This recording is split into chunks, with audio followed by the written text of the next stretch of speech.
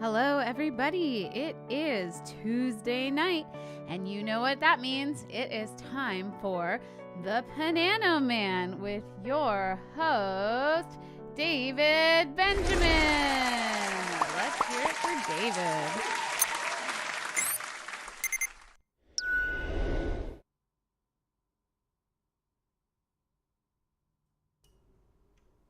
Okay, hopefully I'm on now. Hi, everybody. Good evening. Welcome home to those of you who were on the cruise with us this weekend. We had a great time. And Amanda and I are still mostly, I would say mostly recovered. I know a lot of us were feeling that a kind of slight dizziness, sort of weird feeling you get, for a day or two after you get off, after your body's gotten used to being on the boat. So it's mostly gone away, but sitting here yesterday and today playing stuff, the piano felt like it was moving. Actually, the whole room felt like it was moving. So it's been an interesting experience. You feel drunk, but you're not. It's kind of weird. It is getting better. It's mostly better now. I tried.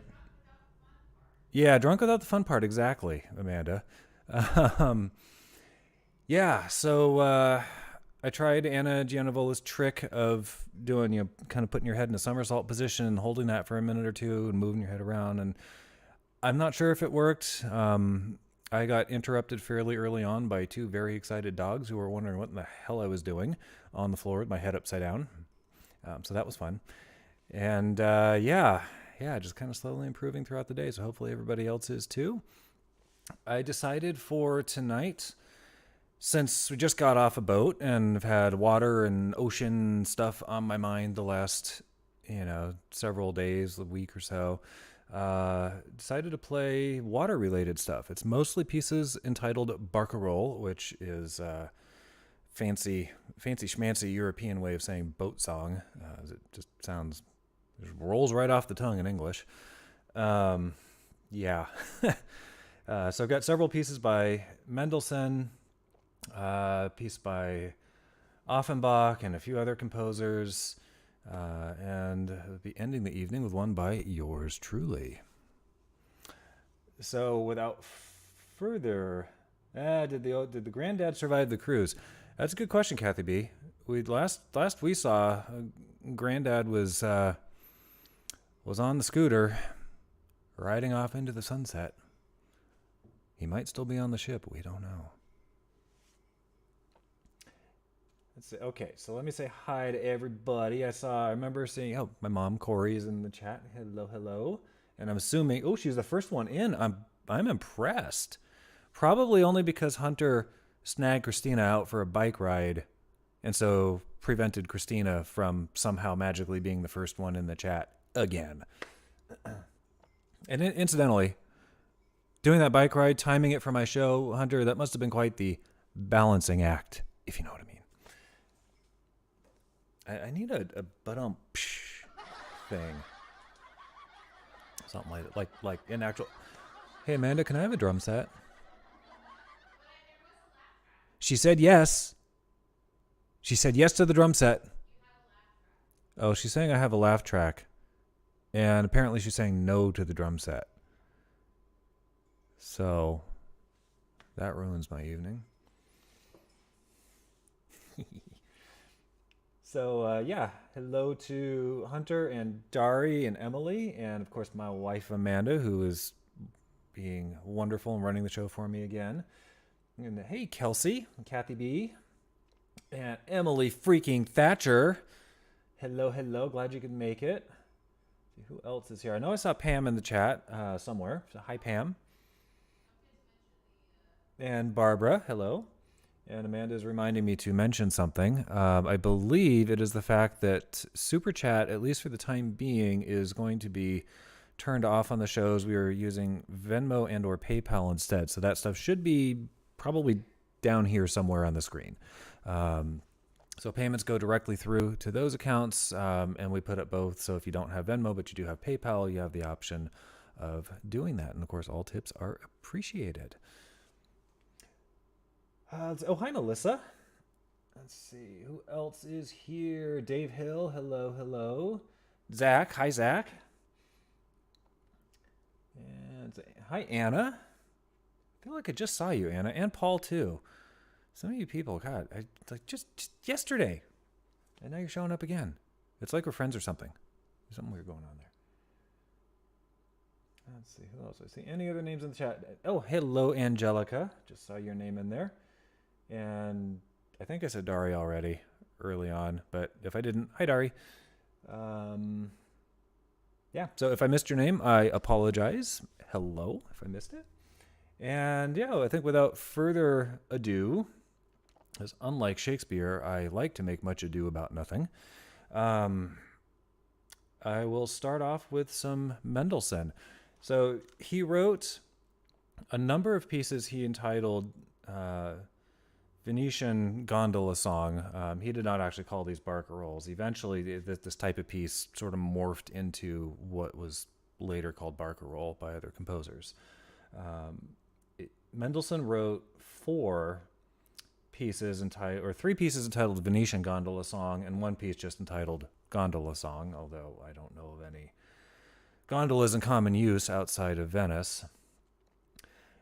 These are being played in,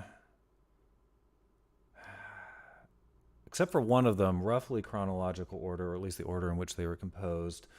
So the three Venetian Gondola Songs are out of a set of 5 books that he wrote over the course of his life, Mendelssohn wrote, called Songs Without Words. And they are very lyrical pieces. They very much sound like a song that would be sung, but it is a solo piano piece. There never were any words. There's never any text that he was setting to music. He at least once, was asked by somebody, what was in your mind when you were composing whatever piece it was they were talking about? And he said, well, listen to that piece of music. And that's what was in my mind. So there was no real programmatic aspect to this. It's lyrical, it's song-like. From the composer himself, it literally is what it is. So these are 3 Venetian Gondola Songs published over the course of his life. First one is Opus 19, number 6, in G minor.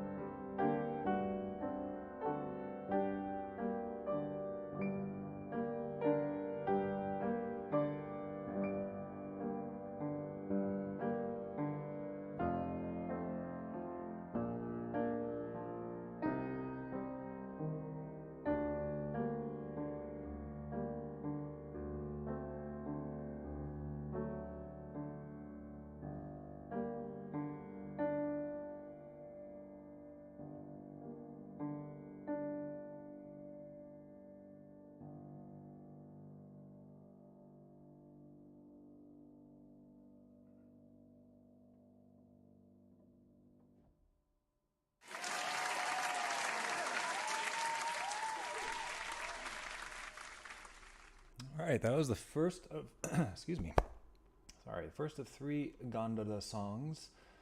The second one, this is a little bit, this remote, I swear, this thing drives me nuts. It has a tendency, when I click close on a tab in Acrobat here, I think if you hold the button down, it's like it thinks it just keeps on clicking it. It's like repeated clicks. And so if I hold it down for even a split second too long, I wind up closing 2 things instead of one. So this second Gondola song, let me find it again here. It's actually fairly easy. It's for whatever reason, each of the 3 was the last in the published book of each book. So this one is Opus 30, number 6.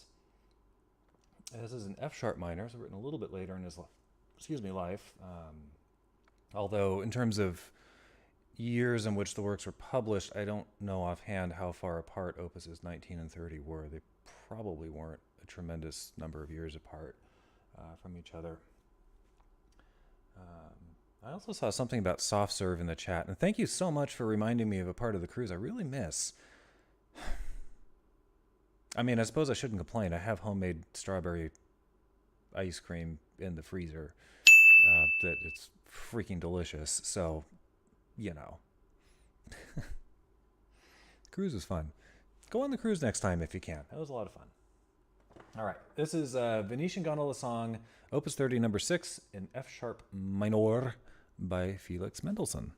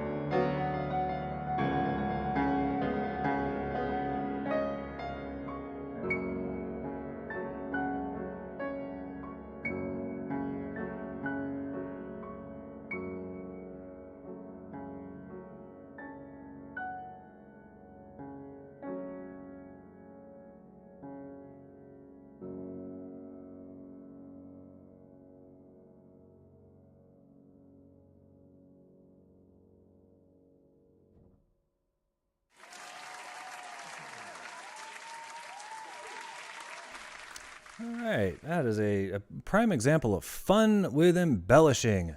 If you noticed, there's a repeated section in the middle of that, and I played it a little bit differently the second time. Because what's the fun in playing it the same way twice? Well, if there's room for embellishment anyway. Sometimes the music is difficult enough that you really can't do a whole lot else with it on the fly.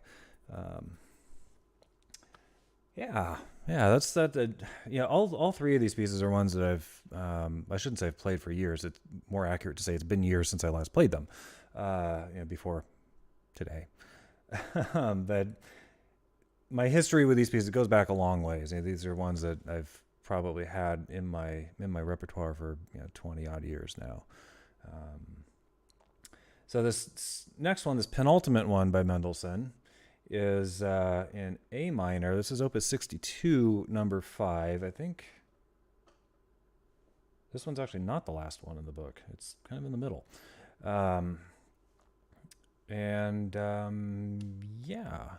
Hope you guys like this one. It's, for whatever reason, Mendelssohn seemed to think that being in a gondola, being on the water, was an occasion for music in minor keys. Don't know why.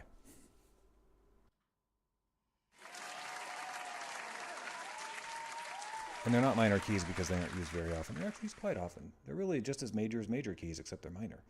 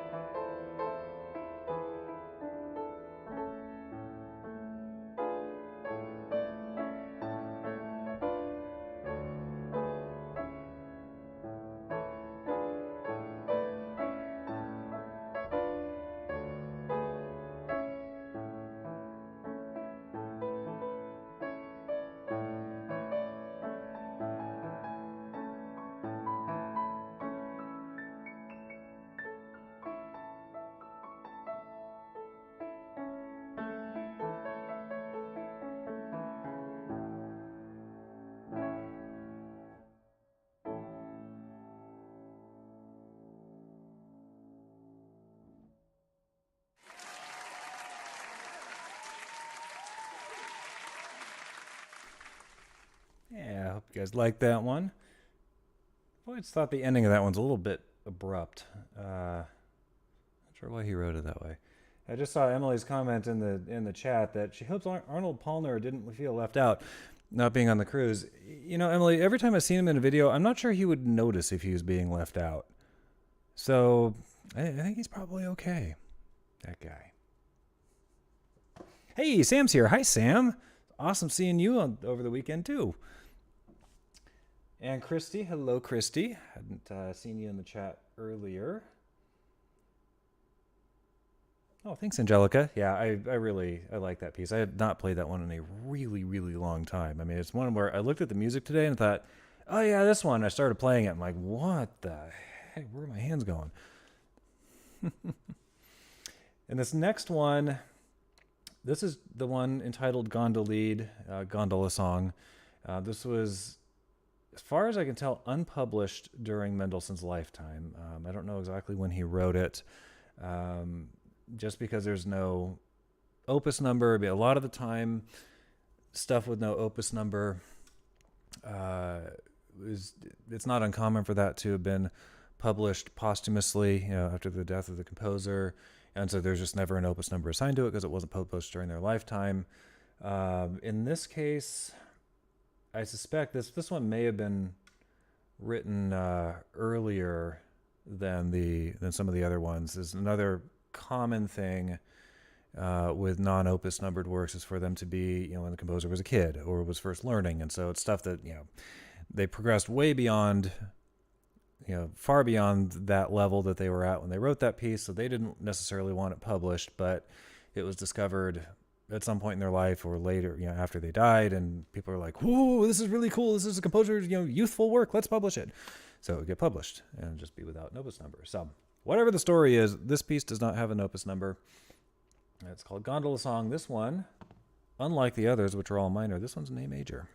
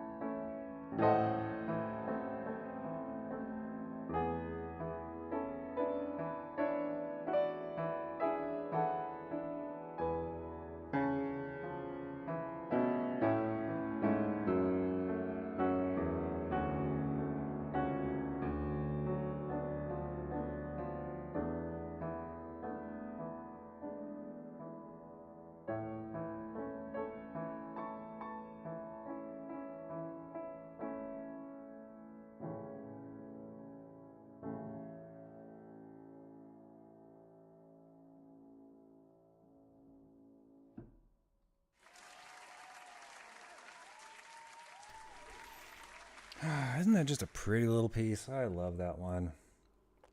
Now, something you may have noticed that these, so far, a lot of these have in common is that they are written in a triple meter, meaning it is some variation of 1, 2, 3, 1, 2, 3, 1, 2, 3.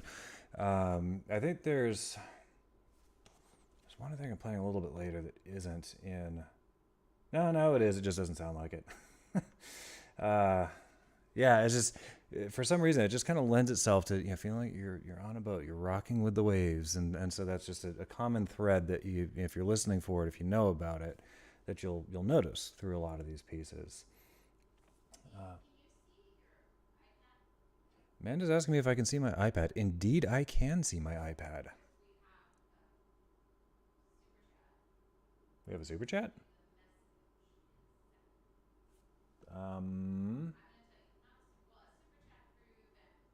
Okay, because that is something actually bears mentioning.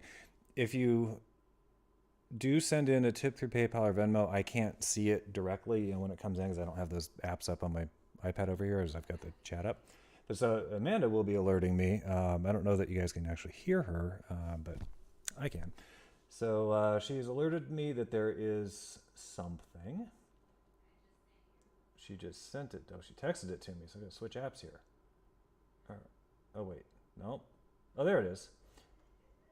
There we go. I got it. See, I'm good with technology. I'm hip. I'm happening. Yeah. So, thank you, Emily. Thank you for the beautiful piano music, David. You're amazing. Oh, thanks. Yeah, I'm so glad you're here. And I know, sometimes you're working evenings and you can't always, watch the shows live, but it's just so happy you're here. And you, my dear, were amazing with Paul in the show. Right after we don't know about Bruno, so how can we talk about him? Right after that, she and Paul opened the show on Saturday on the boat, and it was awesome. So I cannot wait to see what Emily does next with that ukulele. You're tearing it up with that thing. Keep up with it. And thank you so much for the super chat. Well, sort of super chat. All right. I hope you guys can't hear it. I don't know what's doing it. It's windy outside. We're in Simi Valley. It's windy. Go figure. There's a buzzing noise I'm hearing periodically from the window behind me. Don't know what's. Just the fans from the computer. Okay. All right. Well, that's good. Because it's like, what the heck's going on back there? All right. Next up. This is one that hopefully at least some of you will recognize. This is by a rather funny-looking little man by the name of Jacques Offenbach. He was named that because he kept returning to wherever he just came from. He was Offenbach. Offenbach for more. Oh, no, that's fine. It's Offenbach for more. All right. Yes, this is so now we get into the pieces titled Barca Roll. This one is from an opera which I've seen Amanda perform. It's kind of a weird opera. It's called Tales of Hoffman. And Amanda, if you want to shout down, I don't know if you remember, at what point the Barca Roll happens in the show. I have no memory of the plot or.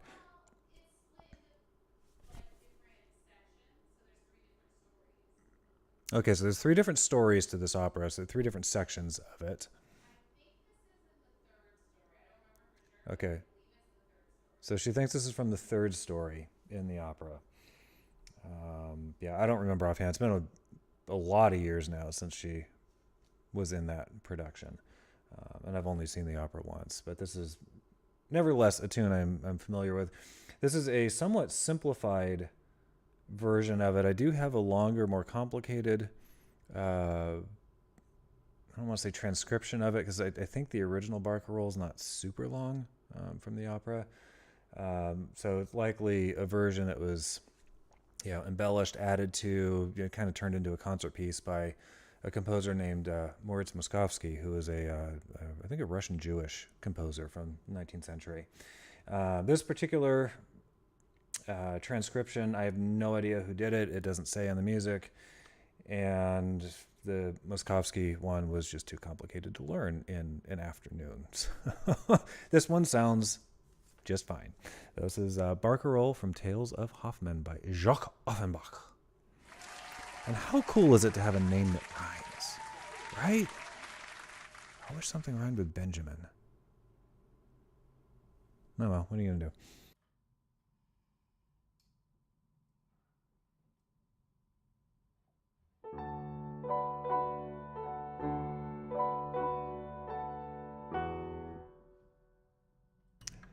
I'm going to start that over.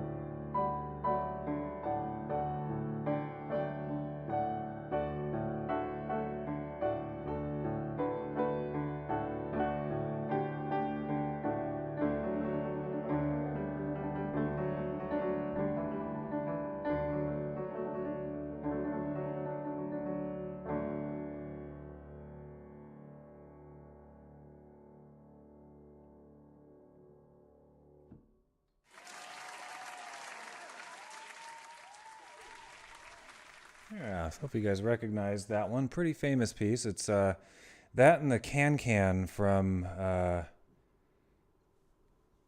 blanking on the show that's from. It's also by Offenbach. It's one of the most famous things ever written. Of course, I can't even bring to mind the tune of Can. That's also Offenbach. So if the name Offenbach sounds familiar, that's probably why. It's either from what I just played, or it's from that can. Orpheus in the Underworld, I think is the title of the show. Anyway, I digest, as our Vaudfather is so fond of saying. Now, this next composer, is by a French fellow named, first name Benjamin. Now, I don't know if Benjamin is pronounced any differently in French. My French is pretty much non-existent. His last name is Godard. I don't know if the last D is pronounced. If my sister's watching, she can probably correct my abysmal pronunciation. Godard is how this guy's name is spelled. He was a Godard. Godard without the D. Okay. for years when I was growing up, I was like, oh, Benjamin Goddard. Yeah, well, I didn't know he was French. I first became aware of his existence through a compilation book, piano book that belonged to my dad, which I think I have on my shelf over here somewhere. So it had a lot of pieces by famous composers and a lot of pieces by much less famous composers. And Godard was however the hell you say his name, Benjamin. Oh, ooh, I like that. I am now David Benjamin. It's a nasal what? Benjamin. How's that? Benjamin. With a pinky out. Because we're being proper. Benjamin. Benjamin Goddard. All right.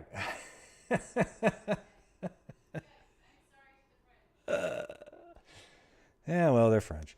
It's their own fault for having half their letters be silent and the other half be some weird nasal pronunciation. Anyways, so this fellow was a mid to late 19th century composer. I think he was born in the late 1840s. He, much like Chopin, actually, Chopin, if we're being proper, I suppose. Godard died in his mid-40s of tuberculosis. Chopin died, I think he was 39. He died of tuberculosis as well. Chopin died before Godard was born. Godard was really, he was Jewish, I believe, and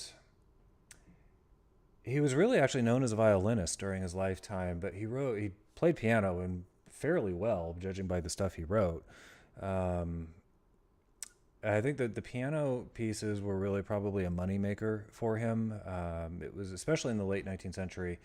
Yeah, Beethoven was one of the first composers, and Mozart to a certain extent too, was one of the first composers to try and strike it out on their own and make money without being attached to some sort of wealthy patron. Usually a member of the nobility or somebody else equally wealthy. They had a rough go of it, trying to make it on their own, but it gradually became more common as the years progressed, to the point where by the time you get to the 1840s, 1850s, it was pretty much people were not attached to wealthy patrons anymore, or at least it wasn't nearly as common anymore. So they started writing what would sell, what would make them money, and they were teaching, as that would also make them money. And it's much like what goes on today. There's a lot of really not amazing music out there. It's not bad. It's just not brilliant or incredible, but people like it, people buy it, and it makes the composer, the performer money. So there we are. So Godard is not really well known at all anymore. I kind of suspect he's one of those composers who sort of faded from the limelight after he died. And his compositions are considered hit or miss. He had an enormous output. He wrote 8 operas. He wrote a couple of violin concertos, a couple of piano concertos, a lot of solo piano pieces. He wrote a lot of music for piano and violin together. And he's generally considered better in his shorter pieces. His longer stuff is not considered to be as good. And I admit I have not listened to it. I can't assess that for myself. I'm kind of curious to hear his piano concertos, though. Anyhow, so this is one of at least 4 Barca Rolls he wrote. And sheet music for him is... holy cow, there's more chat. Apparently I wasn't scrolled all the way down to the bottom of the chat. Anyhow, because he's not as well known of a composer, some of his pieces I think are lost. He had a number of sets of pieces that were published together as a single set of pieces, where some of them are still around, others of them have disappeared, and the scores apparently just don't exist anymore. That's one of those unfortunate things. So he wrote at least 4 pieces entitled Venetian Barca Roll. This is the 4th of those. There might be more. I don't know offhand. So I by no means have everything he wrote. I'm not, as I mentioned a second ago, I'm not even sure you can get everything he wrote anymore. But this is one that I found searching for Barca Rolls on my computer. Literally found it today and had never played it before in my life. So we'll see how we do. But I played through it and was like, this is a cool little piece. I like this. So here we go. Venetian Barca Roll. This is number 4. This is Opus 110, number 2. So the second piece in Opus 110. And considering his oeuvre, his full works, this is the 4th piece entitled Barca Roll that he wrote.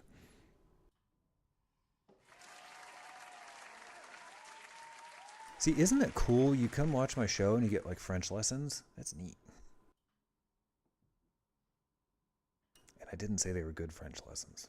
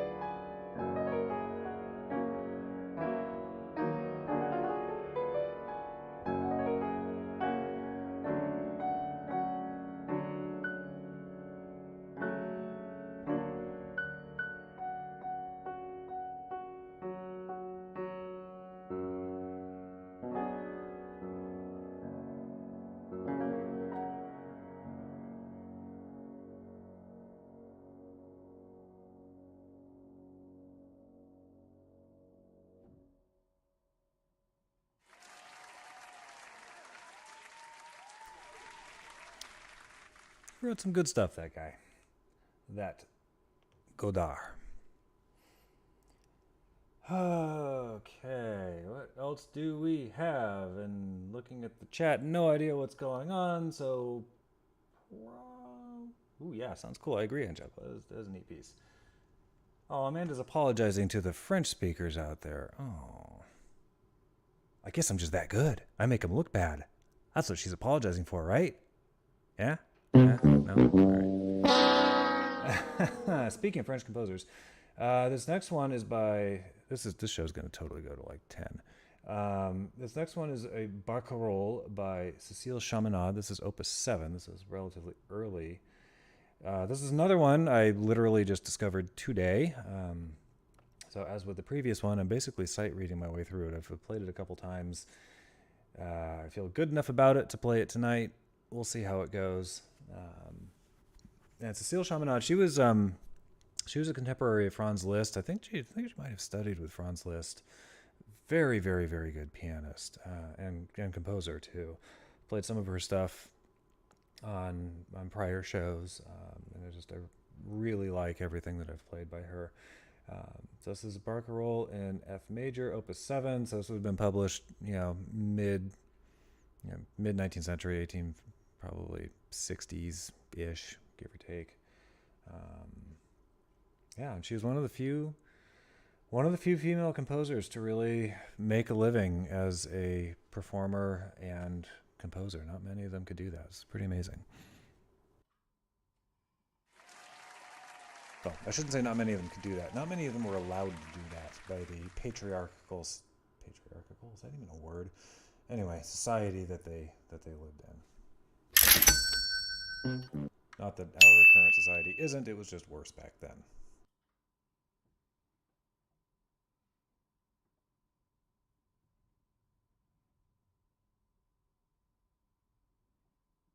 Christy, if you do go to bed before this is over, I'm going to probably be ending the show with my own Barca Roll. So stick around if you can, and if you can't, then you can watch it on the replay.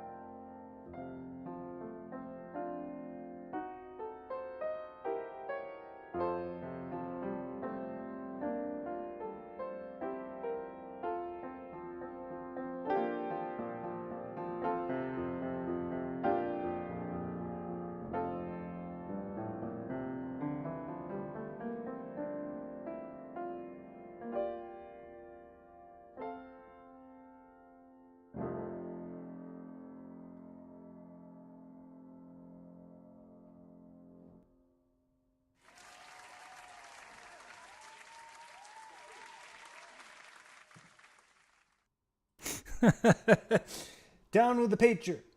Wait, what? Oh. I was about to enthusiastically read what Amanda wrote in the chat. Down with the patriarchy. And then I saw Kathy B's right under that come in. Up with the matriarchy. And I almost said down with the matriarchy, which is exactly the opposite of what we're going for here.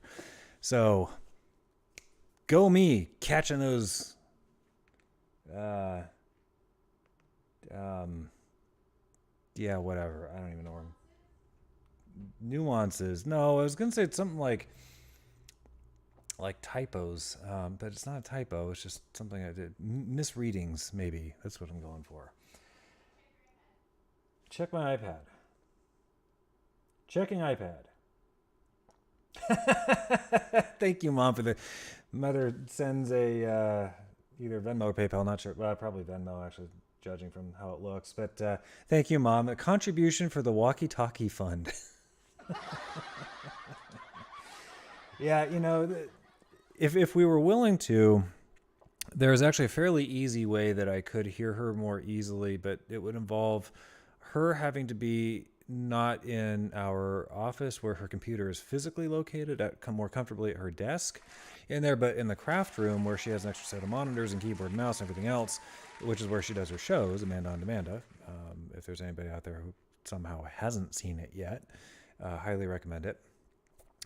She would have to be in the craft room in her show setup to have the microphone. I would have to have a pair of headphones with a cord trailing upstairs to the computer up there, or to her mixer probably. If we went to that trouble, I would be able to hear what she says. But we haven't done that yet. Yeah, there's a good chance we're not gonna. I can hear her just fine. If what she says needs to be repeated, then I've got the mic right here. Anyway, next piece. This is, so I mentioned Cécile Chaminade, Franz Liszt earlier. This is by Franz Liszt. This one's very, very different from what you've heard so far. This is a piece I've played once before. I don't have any memory which show I played it on. It might have been a Deep Cuts. Don't recall. This is entitled La Lugubre Gondola. Oddly enough, this is La Lugubre Gondola number 2. But of the two pieces with this title, they are related to each other. One was derived from the other. This one was written first, and I like this one better than the second version that he wrote. They're very, very different from each other. I mean, you can tell that they're related, that they're very much not the same piece, despite the similarity in title. So he wrote these two pieces. The story goes, after having seen a Venetian funeral procession that was taking place in gondolas on the canals of Venice. And I don't remember if he wrote these before or after his friend and son-in-law, Richard Wagner, died. Wagner died rather suddenly of a heart attack while they were all in Venice together. Liszt and his daughter, Cosima, I think was his daughter's name, Cosima, and her husband, Wagner. And yes, I don't recall if Liszt wrote these before or after Wagner's passing, but that's very much what he was going for. And these were written late in Liszt's life, and I think in the early 1880s. Actually, not that long before this piano that you're listening to was built.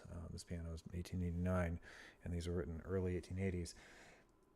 So late Liszt is very, very, very different from his earlier stuff. His earlier stuff is all about pizzazz and showmanship and just phenomenal difficulty level. His later stuff isn't necessarily easier. Some of it's really tough. But he starts to really deconstruct tonality. Tonality being stuff sounds like this. And he starts to explore what you'll hear, very different, so the tonal chord progression.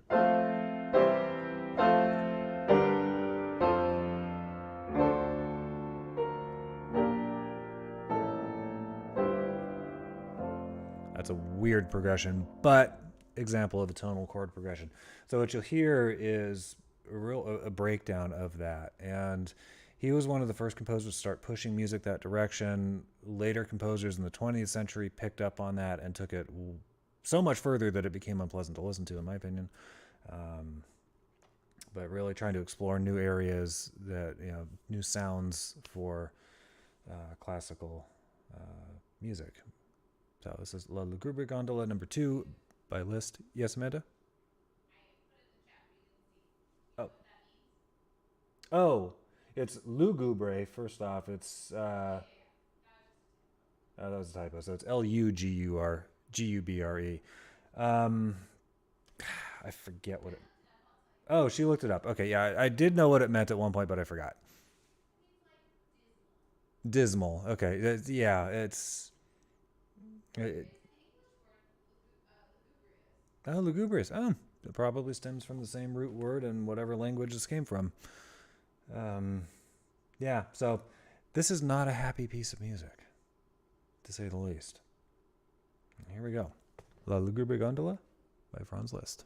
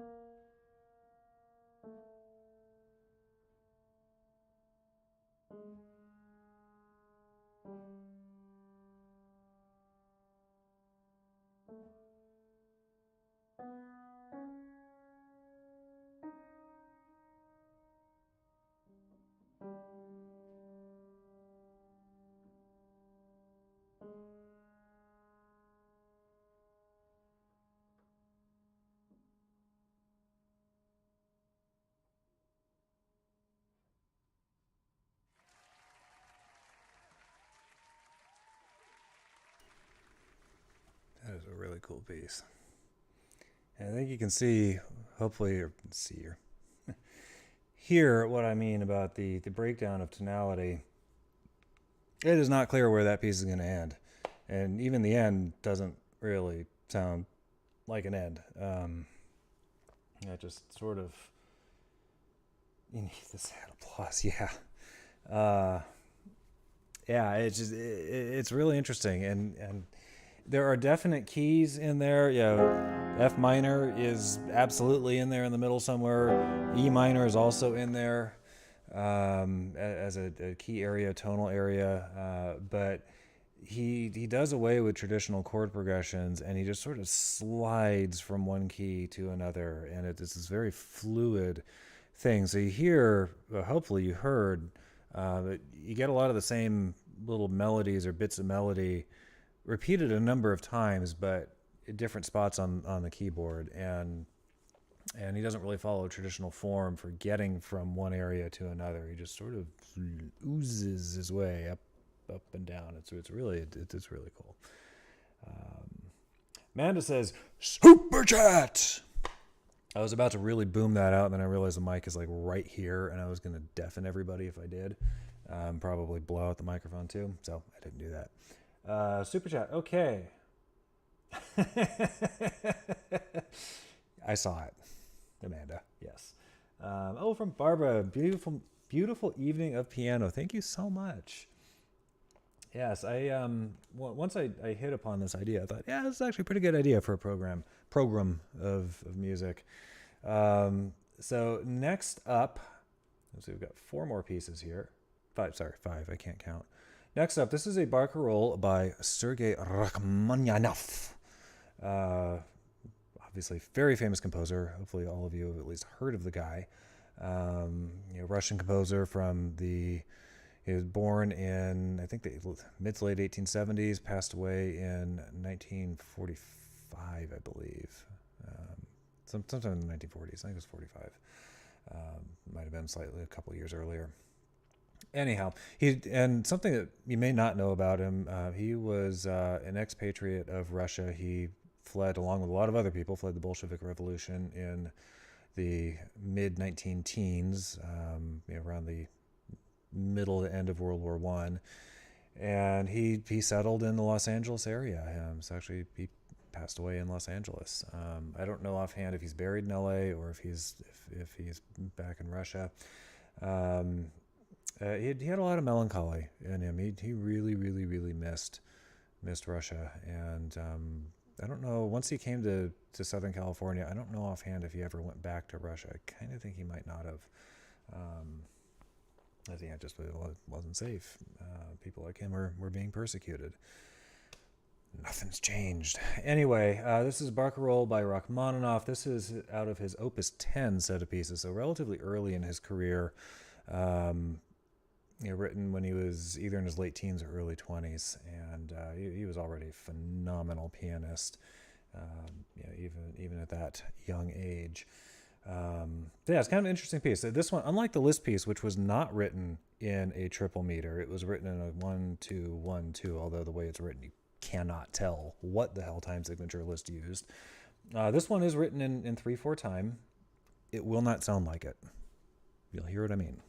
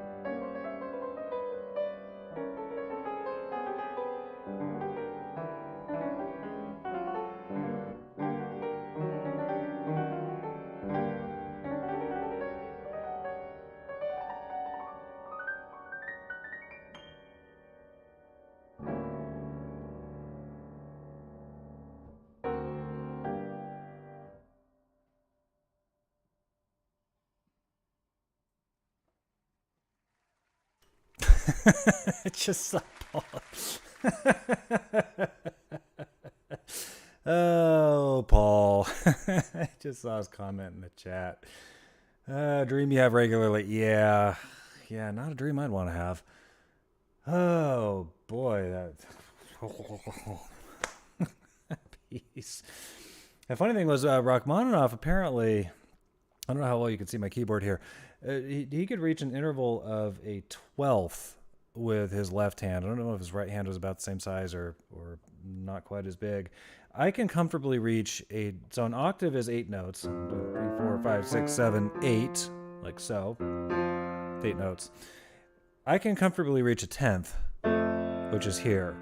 He apparently could reach that with one hand. I mean, I cannot reach that with one hand. My hands are not big enough. I mean, I can, if I don't have to just hit it, if I can do this, I can reach a 10th plus a, one key up.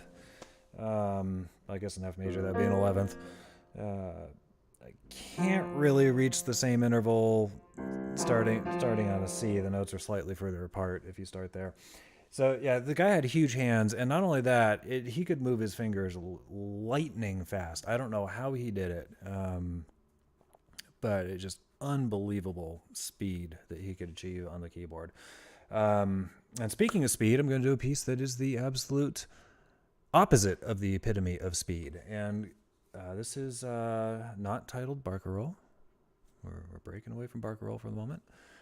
But another water-inspired piece. This one was a piece that was part of a set written as a joke by the composer. He was given a very hard time for being much too serious, taking himself just way too seriously, no sense of humor. Blah, blah, blah, blah. So he's like, all right, I can be lighthearted. I'm going to write this work. And wouldn't you know it, people loved it. He hated it, and apparently forbade it to be published or performed while he was alive.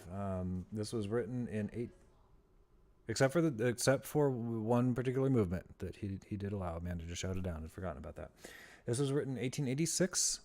This like the hell piece did I play earlier that wasn't originally for piano? Oh, the Offenbach piece that was for orchestra originally. This one is also originally for a chamber ensemble, which is like an orchestra but a lot fewer instruments. There's various combinations of orchestral instruments, so you can have you can achieve different sounds with different chamber ensembles or ensembles. So it was written 3 years before this piano was built. Don't know who did this transcription, although it might have been the composer himself. This is from Carnival of the Animals by Camille Saint-Saëns. This is Aquarium.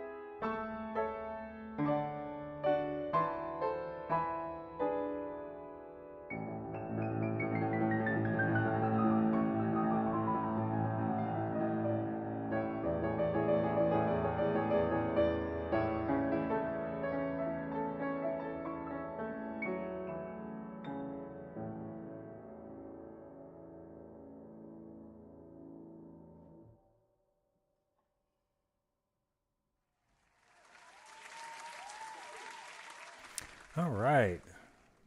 Didn't quite get the end of that right, but yeah, close enough.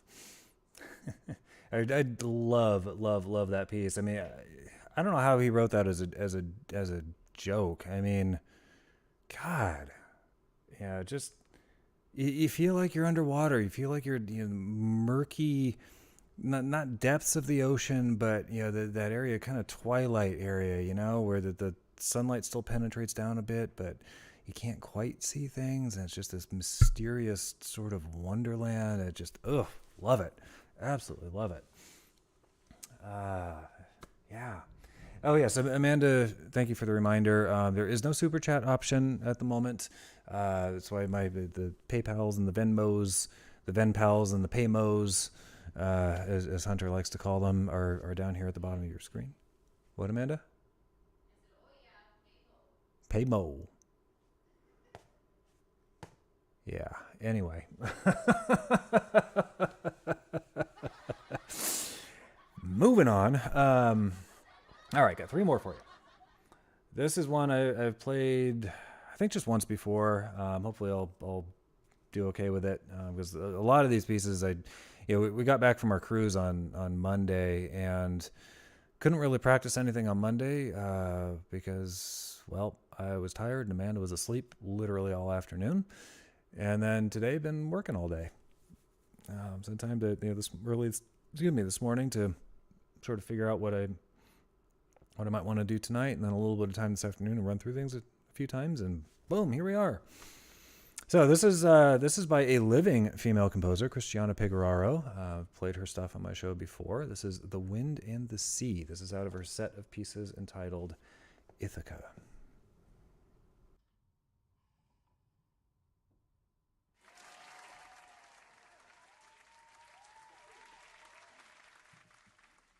Okay, so Hunter feels Aquarium in a 25 to 40 foot depth. I think, yes, I would agree with you. When we went to the Cayman Islands a number of years ago with Amanda's parents, Steve and Barbara, which was an awesome trip. And one of the things that we got to do while there was, or I got to do, Amanda didn't want to, was take a submarine ride. We went about 120 feet down off the coast of Grand Cayman Island, and I got to see some, seabed, wildlife, a lot of manta rays or stingrays down there. I don't remember. I think they're stingrays actually, because we went swimming with the rays one day, and we were told not to step on them if we valued our health and well-being. So we got to go down and down to about 120 feet, and I would agree with Hunter. It's a 25 to 40 foot depth for Aquarium sounds about right. When you get down 120 feet, it's really only blue light that penetrates that far. And I found, as far as visual is concerned, if you have an opportunity to do a submarine ride or snorkeling, I recommend the snorkeling. But put sunscreen on your back. Don't make the mistake I did. Make sure you slather the stuff on your back. But snorkeling, everything's much closer to the surface, so all of the frequencies of light penetrate down to the bottom, and you get the really vibrant, pretty colors that we're accustomed to seeing in aquariums, saltwater aquariums and such. 120 feet down, it's only the blue lights. It's all very blue and gray. I tried doing some color correction in Photoshop from some of the photos I took down there, and there's like nothing even Photoshop can do with it, because there is no red and green light in the picture really at all. It's all blues and grays. They have a light on the submarine that they'll turn on, and so anything that's close enough, you get a little bit of color, but the little lights on the sub don't penetrate very far, so it's very muted colors. It's neat. It's worth doing. It's a really neat experience. But if you want color and vibrancy and everything, come here. And if you want a little less color, a little less vibrancy, go snorkeling.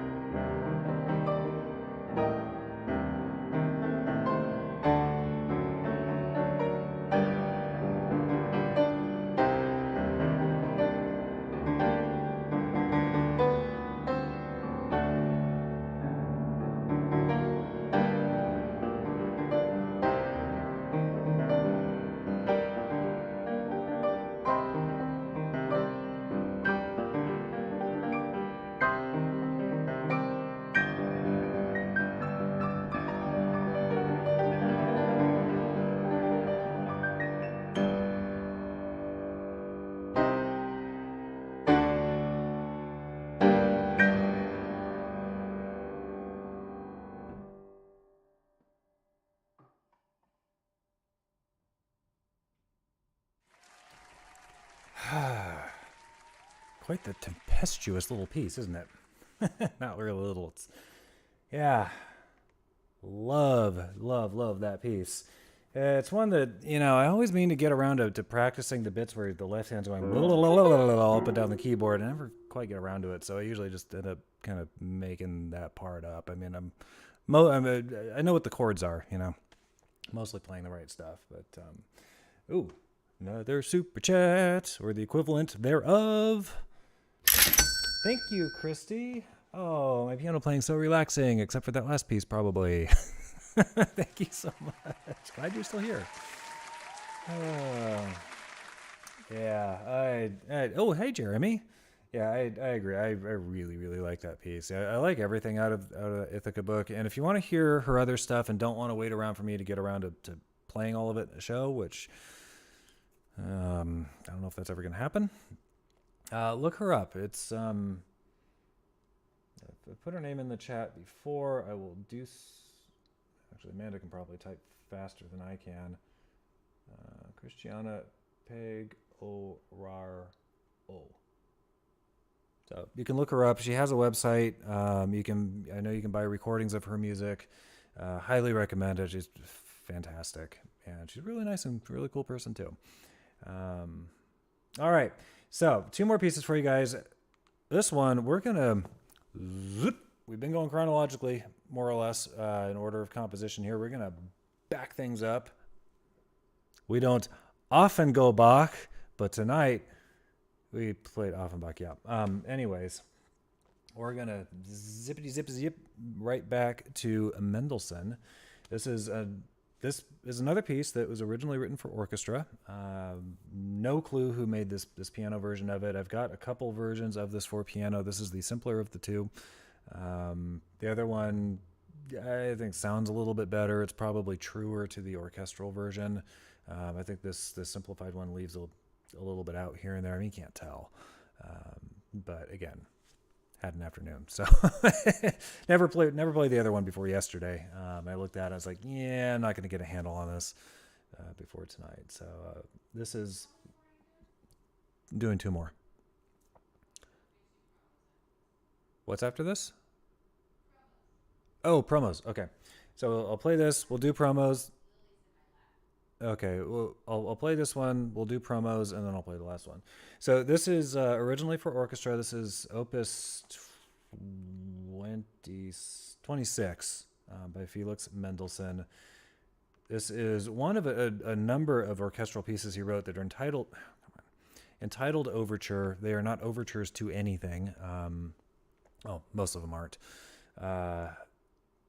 He wrote this piece after a trip to the Hebrides Islands, very far north of the UK. And so this is all about, kind of like the previous piece, Wind and Sea. This is all about waves crashing and rocks and all that good stuff. Water and geology. This is Fingal's Cave, also known as the Hebrides Overture by Felix Mendelssohn.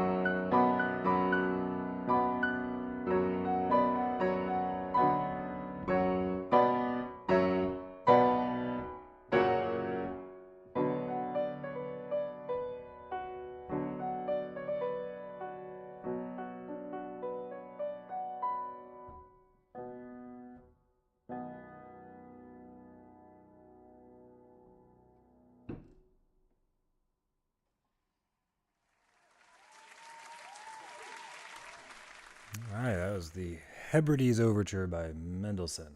Love that piece. Ah, such a cool piece of music. Whew, okay. Got one more for you for tonight. And didn't I say we're going to go till 10? We're going till 10. Amanda, you want to take it away with the promos? I think she might have a lily to extricate herself from before...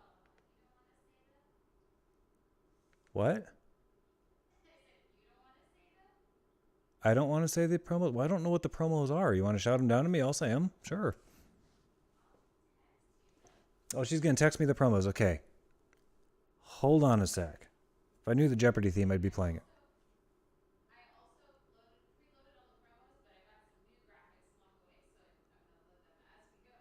Okay, she's loading graphics as we go. She got replacement graphics for some of the originals that she loaded earlier tonight. Ooh. I don't know why I do some of the things I do. Okay, so while we wait for that... Oh, here we go. Yes, first up is... What? Okay, apparently she put up the wrong picture. Reminder, I can't see what she's doing. I have no idea. Could be putting up a picture of... Who knows what? Hopefully Amanda on Demand tomorrow night at 7:30. She is... What? I can put it on YouTube? Oh, gotcha. Okay. I understand. Well, okay, so I normally I have the chat going here, but I have the video. Come on. Oh my goodness. I have the video paused. What the heck did my iPad just do? This may... What is going on here? All right. Closing out the chat. Okay. All right. Forgive me here for taking forever. Why is there no live button? What is going on here? Okay. Yeah, I know. I did. All right. So, Amanda on Demand. Get there in the end. Tomorrow night, 7:30, she is doing the live request show. She asks that you keep your requests to stuff that she knows. So the easiest thing there is stuff she's already done. Because it's live requests. If you request something she doesn't know, it's going to be interesting to see what happens. See what happens. So, send in your requests it's not on there. And Amanda can put it in the chat where to send the requests. So, that's tomorrow night, 7:30. Be there. What? Oh, right. Right. You're not sending them in advance. This is live requests. This is during the show. Put in your requests. Okay. Did I mention I was tired? I'm playing all these water-themed pieces, right? And I'm feeling everything moving around on me. It's really weird. I did. Oh, I got the theme. I forgot. I forgot the theme. I got it so much, I forgot it. All right. Roll tape. Next up.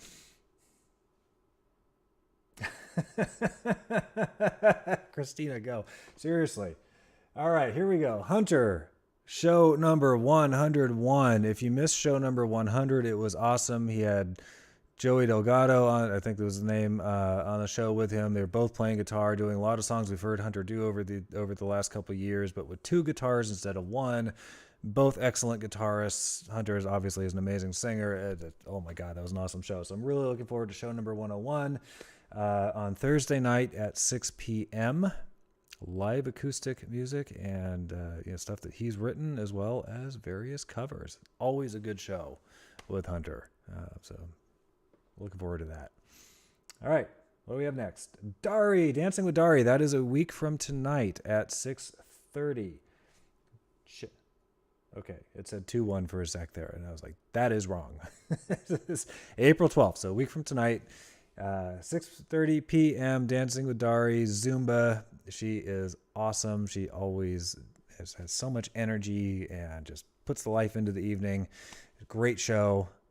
Be there, watch it, dance along with it, even if it's just dancing in your chair, even if your chair starts to scoot across the room. It's fun. Are there any other promos, or was that it? I'm looking expectantly upstairs. Okay, that is it. All right. So, hope to see you guys on future shows on the network here. And I'm going to pause my video now because it is really weird to see everything I did 2 seconds ago popping up in the corner of my eye. Yeah. Last piece for tonight. We're going back to Barca Rolls. This is one that I wrote back in 2014. I honestly, excuse me, don't recall what the impetus was. I think I just kind of had the idea, and it seemed to lend itself to a Barca Roll style. Interestingly enough, I talked so much earlier about how a lot of these Barca Rolls are in 3/4 time, and incidentally, in Wind in the Sea, I don't know if you guys noticed. If you didn't, if you go back and listen to it at some point, I think around halfway through, maybe a little over halfway through, it switches from what we call a duple meter of 1 2 1 2 or 1 2 3 4. It switches to 6/8, which has a very 1 2 3 4 5 6 1 2 3 4 5 6. So you get this literal Barca Roll, and that was her intent. You get this Barca Roll right smack in the middle of this piece about the wind in the sea. So the Barca Roll is evocative of the ocean and the waves and the swaying and all that, the kinds of things that might make somebody like Jamie Carganella sick on a cruise ship, the waves and the swaying. And yeah, it kind of felt like, I think I put in one of our chats earlier, it sort of feels like you're on the Tower of Terror ride while sitting in a rocking chair, and the whole thing is built on an earthquake simulation table. Yeah. You get used to it. Anyhow, this is my last piece for tonight, Barca Roll. I have not played this in a good long while. Hopefully, the end of it, I will do it justice. I don't have the end memorized, and the notes literally take up so much room on the page. There's actually not that much music on each page, so it's really easy for me to get lost on it. So we'll see what happens. I know this is one of my mom's favorite pieces that I've written. And Christy, you come back and watch this tomorrow on the replay. And good night. Yeah, so I hope you guys like it. This is my Barca Roll. I wrote it in November of 2014, so about 7.5 years ago. And oddly enough, I meant to mention my Barca Roll. Oh, sorry, wire hitting the microphone stand. Is not in a triple meter. It's not in 3/4. It's not in 6/8. So you don't get that 1 2 3 1 2 3 or the 1 2 3 4 5 6 1 2 3 4 5. You don't get, but I think you still get a similar feel, even though it's written in 4/4 time, which is 1 2 3 4 1 2 3 4. So hope you guys like it.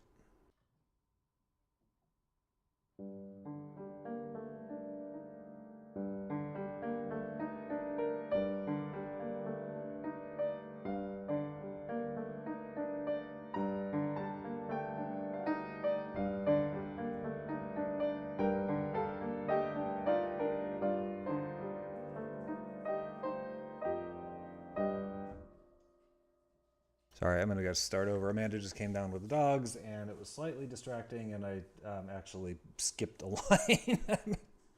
Completely skipped a line. Okay, Lily's got to go out. Emergency. All right, trying this again. Yeah, Emily, there's a reason why the word is mull again.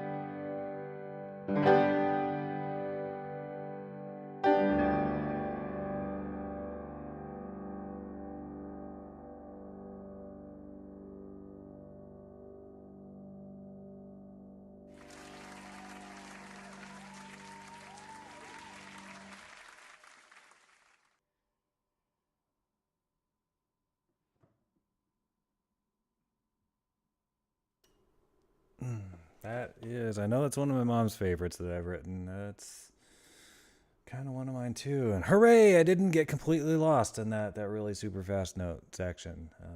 I got slightly lost, but you can sort of fudge your way out of it, and it all works out in the end. So that's it. Oh, thank you, Paul. Yeah, I really like that piece. Yeah, and I think one of the things I like the best about it is how you have this. Yeah, so the end of that accompaniment figuration is, but every other time you play it, it's. Yeah, so it's not the same thing every time, is it? And when I was working on this, on composing it, that was probably the hardest thing to get under control, was that alternation. You're remembering, it's like every other time I play it, I do it the other, play this couple notes the other way. The end of it is, honestly, from a technical standpoint, probably a little bit easier than it sounds. So yeah, pretty happy with that. Well, thank you, Dad. Dad says that was as good as anything else I played tonight. Well, thank you so much. Appreciate that. I think so too. Yeah, one of these, well, if anybody out there is well versed enough in classical piano music, one of these days I should have like a mystery show. Just sneak in some of my own stuff, see if you can guess which ones are mine and which ones aren't. That could be fun for me anyway. Anyhow, that's what I got for you guys tonight. Here we are, right at 10 o'clock, just like I said. I'm getting good at this Vaudacity time thing here. I told Amanda I'd fixed it. We have a clock on the wall over here. I told her I'd fixed it. It actually shows the right time, finally. It's still a little bit off, though, so I still consider it to be on Vaudacity time. So I'm thinking of it as my vlog on the wall. Maybe I had to be there. Anyhow, see you guys tomorrow night at Amanda's show. Be ready with your requests to put them into the chat. She'll love it if you give her, 50 or 60 all at the same time. Wow, nothing from upstairs. Okay, maybe she's not paying attention. And we'll see you on Thursday for Hunter's show, and then next Tuesday for Dari's. Thanks so much for joining, and good night.